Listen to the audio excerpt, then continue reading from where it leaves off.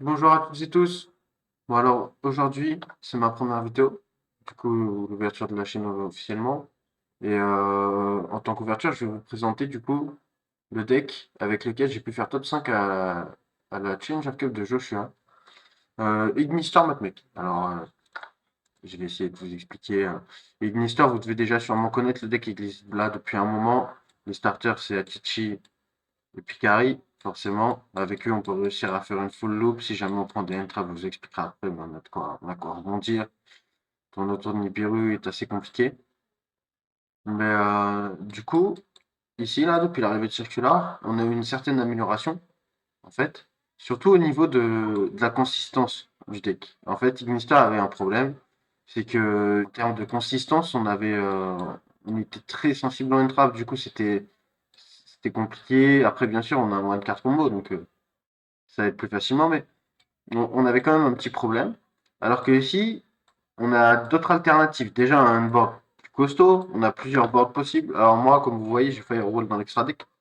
Du coup, mes board termine sur du Firewall plus Tower à 5K ou Tower à 6K avec Dan-Marie et Pégase dans le cimetière. Après, on a d'autres versions aussi où les gens ne jouent pas Firewall et ne jouent pas Dan-Marie pour réussir à faire Itsoul et Tower pour essayer de récupérer des entraves. Sinon, il y a une autre version avec Firewall mais sans Dan-Marie où les gens peuvent faire Firewall, Tower plus Itsul. Mais du coup, il y a plus Dan-Marie, il n'y a plus le setup Dan-Marie dans le cimetière. On a ces possibilités ici. Après, comme je le disais tout à l'heure, hein, le deck est bien plus consistant qu'avant. On a plus d'alternatives. Alors, si on devrait classer ça, je dirais que on a plus mis un pansement au deck qu'un réel ajout, parce que on reste essentiellement sur du Ginster. Après, comme vous voyez, hein, pour les Challenger Cup, c'est 14 trappe. J'ai décidé de mettre 3 Nibiru parce qu'on trouve essentiellement du Sword Soul. Alors, vous allez me dire, Sword Soul peut tourner autour de Nib, c'est vrai, mais on force au moins la baronne, c'est ça au moins à passer en externe. On joue 3 Imperm aussi, avec 2 Veiler, c'est pas impossible qu'on ait Nib Imperm, Nib Veiler, ça m'est arrivé une ou deux fois sur les 6 matchs de round. Ensuite, on avait ensuite Maxé. Bon, je veux pas vous expliquer pourquoi. Maxé est vraiment très impactant dans la méta. Tout ce qui combat, tout ce qui fait des SP, ça nous fait draw. Soit ça fait arrêter l'adversaire, soit on a 3 Nibiru, 3 Imperm. Normalement, ça paraît compliqué qu'il puisse passer. On a H. Bon, je vous explique pas non plus pourquoi. Je pense que H, c'est générique. On est dans une méta où, enfin, depuis la sortie du jeu, on est dans une méta où H est broken. Et en cross-out, c'est parce que j'ai quasi tous les types de entrap. Il me manque que de roll, potentiellement. Et bon, comme il y a Circular, etc., Crossout est pas mal contre Matmec dans notre spot à nous, sachant qu'en Challenger Cup, on reçoit essentiellement du Matmec et essentiellement du Sword Soul. Alors, à la Joshua, match 1, j'ai rencontré un Sword Soul. J'ai gagné la coin, il avait qu'une entrap, j'ai pu passer assez facilement. J'avais Picari, donc je lui ai fait full loop, il avait juste maxé. J'avais H en main en plus de la full loop, donc bon, Euh, il n'a pas pu faire grand-chose. Game 2, pareil, je gagne la coin et une entrap en main. Et c'est H, il a maxé, je contre maxé. Et c'est parti. Game 3, c'était plus compliqué. Game 3, je go second. Je go second, mais j'ai ni bin perm. Du coup, bon, je fais ni bin perm. Et après, je suis parti pour le bait d'abord sur Itsul. Ensuite, je suis parti sur Access Code et pour finir sur Tower 6000 avec Dan-Marie du coup et Pegas 7 dans le cimetière. Donc bon, c'était pas, il pouvait pas remonter. Game 4, je prends 3 interrupts, j'arrive quand même à faire Itsul et je draw 2 entraps. Game 5, c'est... En fait, de toute façon, jusqu'à la dernière game, j'ai affronté que du Sword Soul, hein. J'ai affronté 100% de Sword Soul. Mais Game 5, il me semble que je gagne au time. Et Game 6, je fais Tower à 4K parce que je peux pas faire mieux, ma main me le permettait pas. Et je gagne quand même puisqu'il arrive pas à passer la Tower à 4K. Et Dan-Marie qui le négate quelque chose. Donc il me semble que Dan-Marie en plus a négaté Venly maintenant ce game. Donc bon, voilà. Dans l'idée, c'est à peu près tout.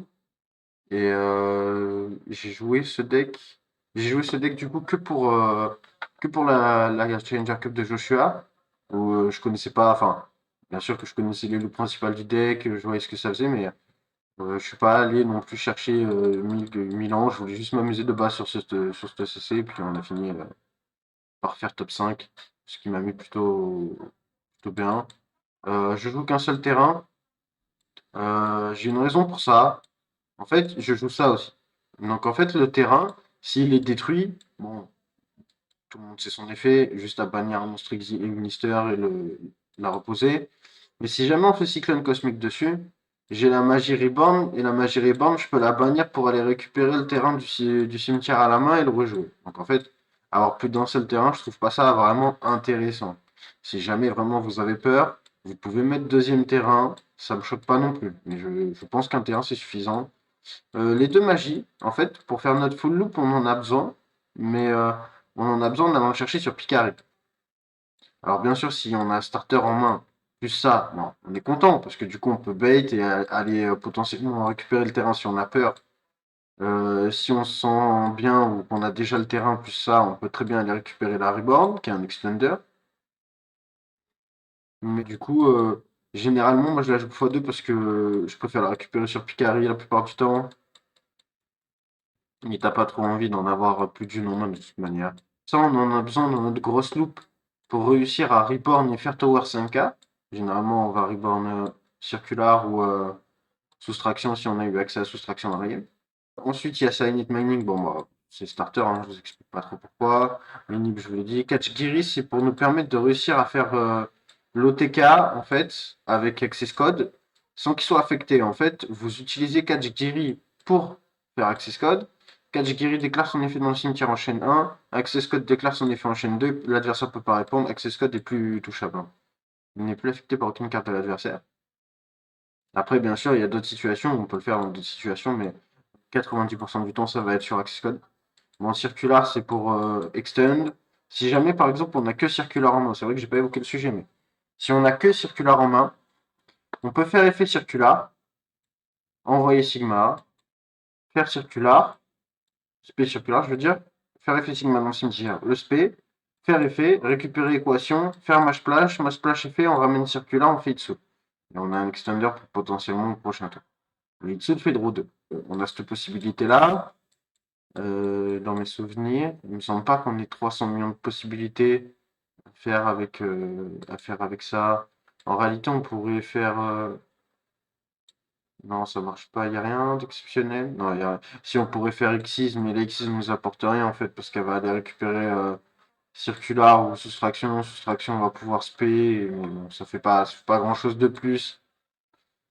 Après, il existe une autre version, si vous voulez faire plus de choses avec MatMech, bien sûr. Rajouter diamètre, enlever potentiellement soustraction et rajouter la piège. Ce qui demande de cut des entraps. C'est un choix.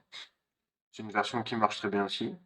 Et dans ce cas-là, c'est plus du tout la même loupe. Là sur Play Circular, on a carrément une loupe de Batmec, donc on peut carrément aller réussir à faire Wicked. On peut très bien réussir à aller faire Wicked, aller chercher du follow. On peut quand même faire Itsul derrière.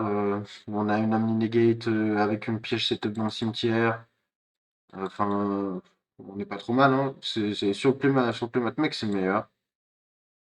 Moi, je favorise plus les Gnister, mais après, ça, c'est à vous de tester et à vous de décider laquelle version vous paraît mieux. Je pense que c'est kiff-kiff en réalité. Je pense que c'est kiff-kiff. Je pense qu'il y a plus de moyens de tourner autour des M-Trap avec la version où il y a la trappe par contre. Mais ça doit être quelque chose comme kiff-kiff. Du coup, voilà, dans l'idée. Bon, elle, je la joue toujours, mais en réalité, vous pouvez l'enlever, elle n'est pas indispensable. Moi, je la joue pour récupérer Picari, en vrai, mais je me demande si Firewall peut pas aussi réussir à le faire. Non, si Firewall, je pense qu'il peut réussir aussi à le faire. Si jamais vous jouez une version avec Firewall, vous n'êtes pas obligé de jouer si vous êtes obligé de jouer. Les deux Dark Enfant, c'est obligé, puisqu'on va en utiliser un pour aller récupérer le terrain, un, et on va bannir le premier qu'on a invoqué sur Wiki dans notre truc pour aller récupérer Bourreau. Le deuxième, on va en avoir besoin sur Templar. Mais voilà, l'idée, pour Matchmaking Mystère, j'ai à peu près fait le tour. Si jamais vous avez des questions, n'hésitez pas à laisser des commentaires ou n'hésitez pas à passer sur le stream. Je vais faire des présentations de mes tops régulièrement ou des récaps un petit peu de compétition que j'ai pu faire avec le deck. Actuellement, je joue essentiellement Matmec et surtout.